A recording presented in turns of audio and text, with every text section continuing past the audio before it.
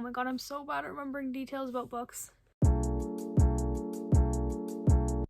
So the only thing I can focus on this whole video is the white fuzz on the left side of my toque. So here we go. Now you have to hyper focus on it the whole video as well. Enjoy the video. Hi guys, welcome back to my channel. My name is Michaela, and today I'm telling you about some of my most recent reads. So I decided instead of doing wrap-ups, I'm gonna do recent reads this year, which I kind of started last year, but I think I only did one, and then that was kind of that. But I'm gonna do them in intervals of 10 books. So every 10 books I read, I'll make a video of it. I have the worst memory in the entire world probably, so I don't know if this is gonna go well because I don't know how much I actually remember about the books from the very beginning of the year, but we're gonna try it out. We're gonna see how it goes. So the first book I read this year was Strange the Dreamer by Laini Taylor.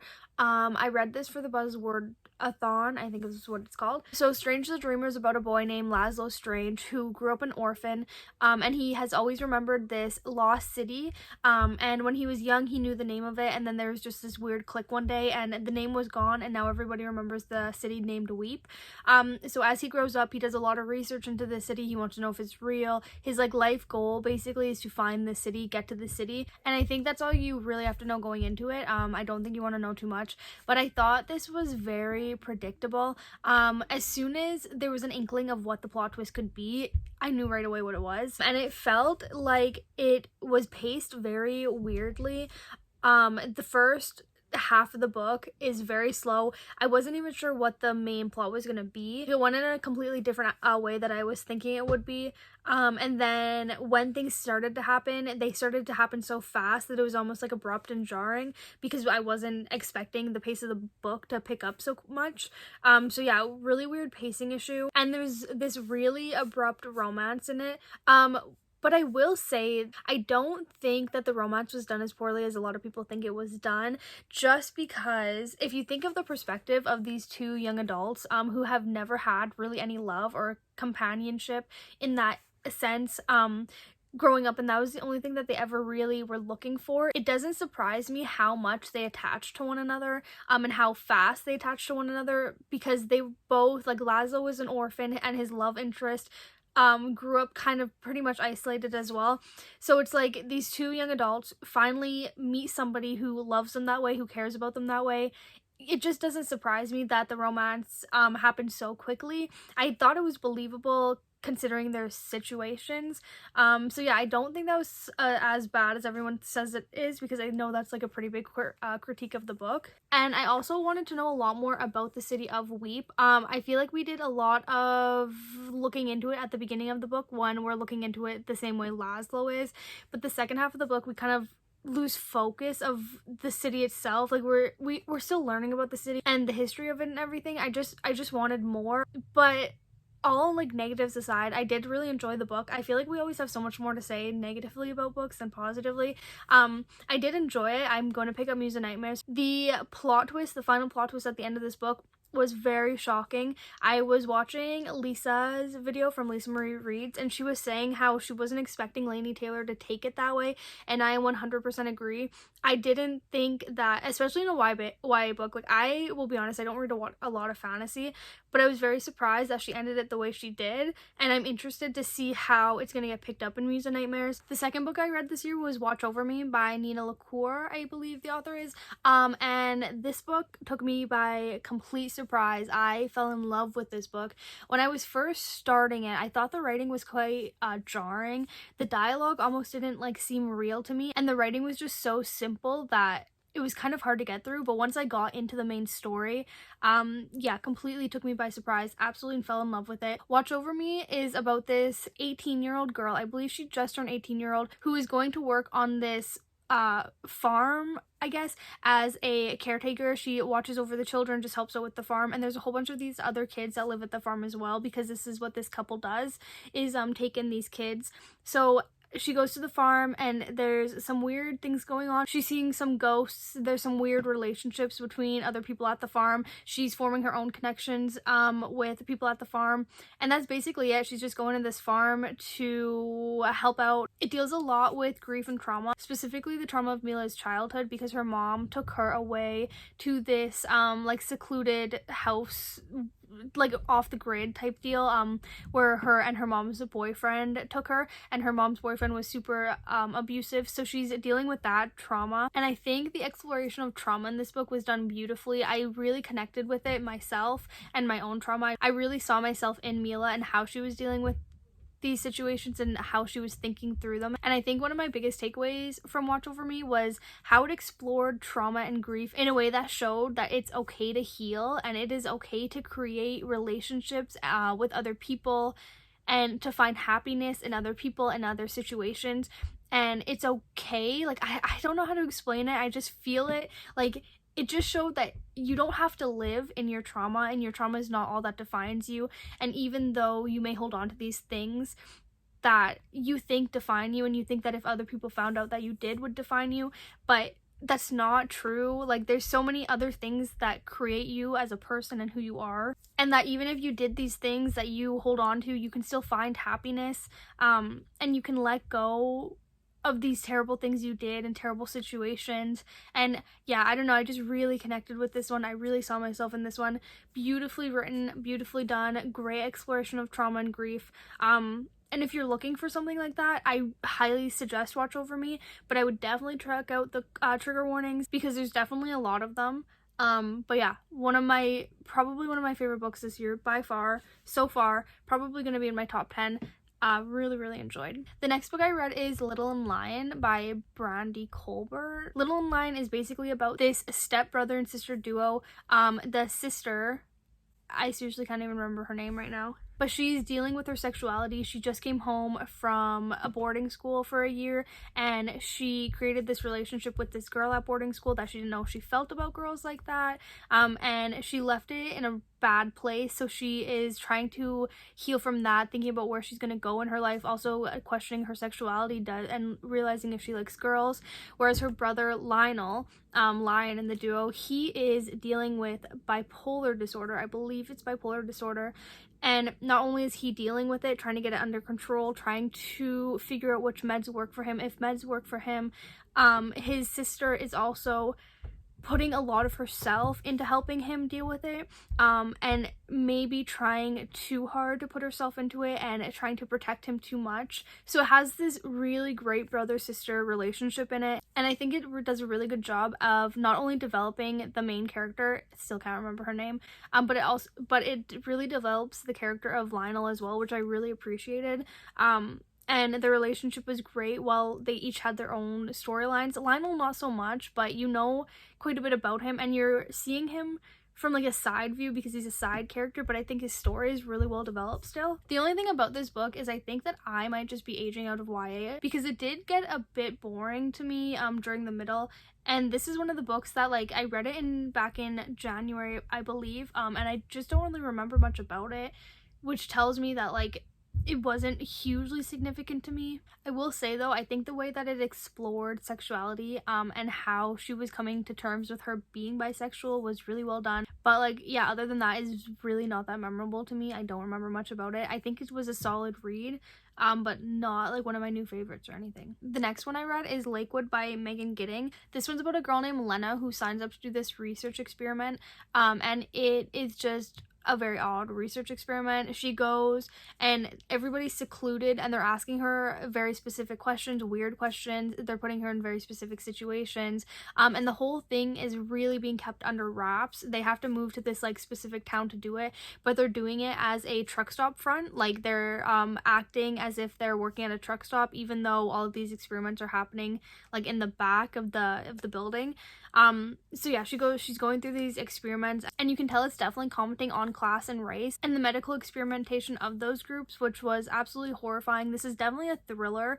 My biggest gripe with it though is that, and I think this one's on me, I just really don't like open endings, even though when I think back to this book, I can completely understand why it had an open ending. I was so hooked throughout the entire book, and like I wanted to keep reading. I believe I listened to it on audiobook actually, and I kept listening, and I was like, there was so much building, and then the ending just kind of fell flat to me. I wanted so much more. I wanted to know why these things were happening, but it also makes sense to me why we didn't get to know that, because there's so many situations like this where for the people involved it's probably the same realities. So I understand why it did it. I just personally, I just don't like closed endings, but I don't know, like this one, I don't know. I was so mad at the ending that when I first read it, I rated it a 2.5. But the rest of the book kept me hooked, so it's higher than a 2.5. I don't know, like I think this is a really well done thriller. But yeah, I don't know, the ending just didn't hit for me. The next book I read is A Stolen Life by J.C. Lee Dugard. This is a memoir of this girl, J.C. Lee Dugard, recounting her story of being kidnapped for 18 years and being hidden in a backyard. This was the case that got me into true crime back like 10 years ago, and I read this book 10 years ago, so this was actually a reread, and it definitely hit me the same the second time around. This is a horrifying account of what she had to go through for the 18 years. It goes into very explicit detail, so if you are interested in this case, I would definitely watch out for that, check trigger warnings. But yeah, not much to say about this. This is just the case that got me into true crime, so I wanted to reread the book. Yeah, I mean, if you're interested in the story, I recommend. The next book I read I actually own, and that is Be Not Far From Me by Mindy McGinnis. This is about a girl named Ashley who goes on a camping trip with her boyfriend and a whole bunch of her friends, and then she catches her boyfriend cheating on her, so she like drunkenly runs into the forest and gets lost, and she ends up being lost for quite a few days, I think 11 days. So it's just about her surviving in the wilderness, but she has some basic knowledge. I'm pretty sure she is a hunter. Oh my god, I'm so bad at remembering details about books. But anyway, she does have basic knowledge and basic background of surviving. She's like a survivalist, so she knows what she's doing, but it's just really this character study of following her and watching her survive in the woods. And like, I think I'm in love with survivalist stories. I think I need more of them because this was so good. And there were a few things that I don't know how believable they were. Like, there's just like some medical stuff that I'm like, I don't really know that that's how it would work. But yeah, this was super good. I really highly enjoyed this. I like that it was super short. If you see, it's like really short, and I like that because it kept to the point. It like nothing dragged in the middle. And I think that's what this story needed, because there was no time to like drag because everything was happening so fast in order to feel like you were experiencing it with Ashley. So I really like that, and because the pacing was so fast, it really kept my attention, and I think that added to my enjoyment of it.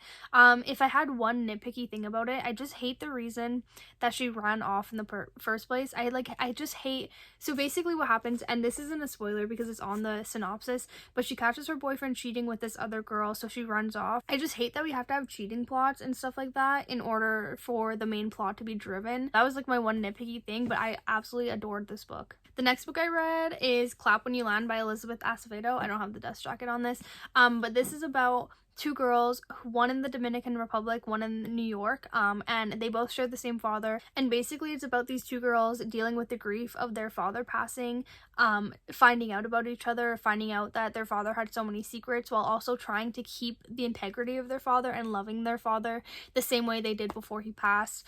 And I think this was a beautiful exploration of grief. I mean, Elizabeth Acevedo can do absolutely no wrong. I've read The Poet X from her, absolutely loved it. And this is also written in poetry form, I don't know what it's called, the same way as The Poet X was. So I think that Elizabeth Acevedo does that really well. She does a wonderful job of writing poetry while also driving the plot forward. I don't have much to say about this because it's always like the books you love the most, the least you have to say. I think if you enjoy like finding lost families and like having to deal with grief and just Elizabeth Acevedo in general, you'll really enjoy this as well. The next book I read is Grown by Tiffany D. Jackson. Grown is about this young 17-year-old girl, Enchanted, who is trying to make a break in the music scene. She's still going to school. Her parents don't really want her to get into the music scene, but that doesn't stop her, and she goes to this audition and meets this really famous musician, Corey Fields, and he is a 29-year-old grown man who not only invites her to go on tour with him, who starts texting her and basically creating this relationship with her, which then turns into more than a relationship, but there's also a lot of abuse in this. He definitely just uses his power to manipulate her and abuse her and do really awful things to her. So yeah, definitely check out trigger warnings for this if you're interested in it. And so really the whole book, we're just following Enchanted, dealing with what she's going through and watching her rationalize the things that Corey's doing to her. in the way that many abuse victims do, and in the way that many young girls being groomed by older men do as well. So I thought this was definitely a really important read, and I think that this is one of those books that everybody, if you can handle the content, especially younger people, like 16, 17, older teenagers, I guess, should read, because I think seriously anybody could fall into the same trap that Enchanted was in, and in the same cycle, and thinking that this old man thinks you're so special even though they're doing all these terrible things to you. My one gripe with this though is I think that it was trying to do too much. So we had the whole plot that I just told you about, and then there was a murder trial. It says it right in the description. So anyways, at the very beginning of the book we find out that Corey Fields is dead and Enchanted is in the room. So we're following along with trying to find out what happened, a murder mystery. And then there's this weird mental illness subplot, and I just felt it was very out of place, especially because it didn't really go anywhere. Like nothing really happened with it. It was just this weird thing that kind of happened at the end of the book, and then it like resolved itself, and then it was just over. And I just like, I thought it wasn't needed. And I think that instead of like adding a whole bunch of plot to this book, we should have just followed the one main plot. I mean, even the murder trial or the murder mystery, I like, it made sense with the other plot. Just like the weird mental illness plot I just talked about, I don't know, like it just felt really out of place to me. Yeah, but other than that, like nothing wrong with this book. Absolutely loved it. Think it's really important.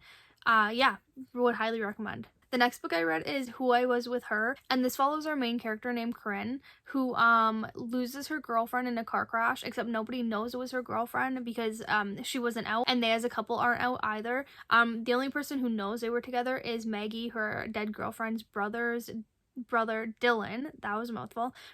He knows because he caught them in the basement once. So it's about Corinne dealing with the grief of her girlfriend dying while Dylan is introducing her to this girl named Alyssa. So she's trying to figure out her feelings of Alyssa while also trying to figure out her sexuality to begin with, because Maggie's the only other girl that she's liked. And then also just trying to deal with what every 17-year-old does, trying to figure out where her life trajectory is going, what she wants to do after high school, if the pressure that everybody else in her life is putting on her is what she wants. So yeah, there's lots being dealt with in this book. I enjoyed this book, but I thought Corinne was really whiny, to be honest. I didn't like her as a main character whatsoever. I think that even though she was grieving Maggie, she wasn't giving anybody else space to grieve Maggie, especially like her brother. There was a really weird relationship between her and Maggie's brother Dylan, where Maggie was almost acting like she had more room to grieve, or wasn't allowing Dylan even space to grieve when they were together. But other than that, I really saw myself in this book as well. I related to the story of Corinne finding out her sexuality, exploring her sexuality, and I think it really closely relates to my story of doing that as well. And there's just like really like little things about this book that I just saw myself in so much, so I really appreciated that. It was super fast paced, and it did deal a lot with the idea of not having to be what your parents want you to be, and not having to be what the pressures of like school and life want you to be. So I think that was a great conversation, and I think if you're looking for something with that in it, this might be one to check out. And I really like the relationship of Corinne and Alyssa. Alyssa's the girl that Maggie's brother introduced Corinne to. I really like the relationship because it showed like there was some toxic elements of it, I'm not gonna lie, but I think it just showed really well that this might be spoilers, so I'm just gonna say it. I'll put my hands down. I really like the aspect of how you think the whole book that they're gonna end up together, and I think that it was really refreshing and well done how they actually didn't end up together. And it shows that just because they're these two gay girls, that they don't have to end up together in the book, if that makes sense. Like I feel like a lot of the times in YA, especially queer YA, it's like these two girls are gay, so then they just have to end up together, and I like that didn't happen and that they just became friends. And I think that I think that talks a lot about the grief and how the grief is explored in this book, because it's giving them both time to grieve before they get together, if they're even going to get together. So I think that was really well done. But yeah, I really enjoyed this book. There's a lot going on, but if any of it sounds interesting to you, I definitely recommend. So the final book I read is All Boys Aren't Blue by George M. Johnson. This was a memoir, and it is basically about their experience of growing up Black queer in America. It just talks about their life, what happened to them. I seriously don't have much to say about it though, because it was a memoir and I don't want to comment on like their life, I guess. I enjoyed my time reading it. I think it was really valuable to me. I think it was valuable to me as like a white woman to read from a Black queer person's perspective, especially about their life growing up. So yeah, I think it was really well done, if I can say that. It's their life. But yeah, I highly recommend. So that was the first 10 books I read in 2021. Let me know down below if you've read any of these, if you've liked them, what your thoughts are. And let me know if you like recent reads like this instead of wrap-ups. I feel like I don't read enough books in a month to warrant doing wrap-ups, so yeah. Thanks so much for watching. Like I said, comment down below if you've read any of these, liked them, hated them, whatever you want to talk to me about, let me know. Thanks so much for watching. Comment, like, subscribe, and I will catch you in my next video.